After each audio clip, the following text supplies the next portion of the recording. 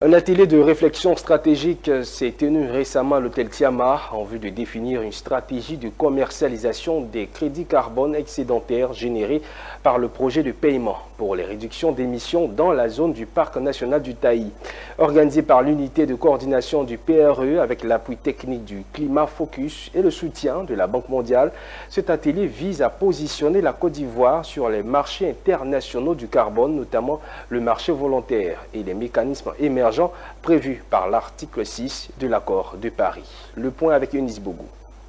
Un atelier de réflexion stratégique se tient les 2 et 3 juin 2025 en vue de définir une stratégie de commercialisation des crédits carbone excédentaires générés par le projet de paiement par les réductions d'émissions prêt dans la zone du parc national de Taï. Organisé par l'unité de coordination du prêt avec l'appui technique du Climat Focus et le soutien de la Banque mondiale, cet atelier vise à positionner la Côte d'Ivoire sur les marchés internationaux du carbone, notamment le marché volontaire et les mécanismes émergents prévus par l'article 16 de l'accord de Paris. Mis en œuvre par le ministère de l'Environnement, du Développement durable et de la Transition écologique dans le cadre de l'initiative RED+.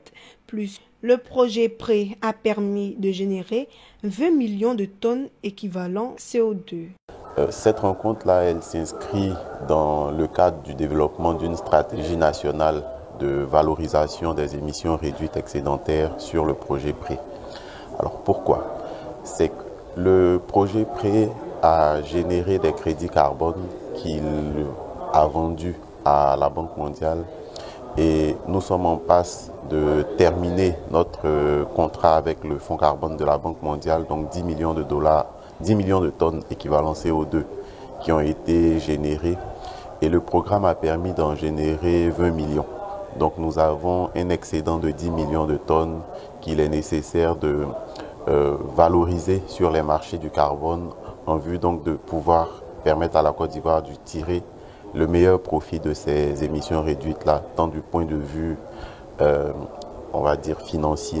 L'objectif global du prêt demeure la promotion d'un modèle de développement vert fondé sur les incitations à la performance en faveur d'une agriculture sans déforestation, de la restauration forestière et de la préservation de la biodiversité.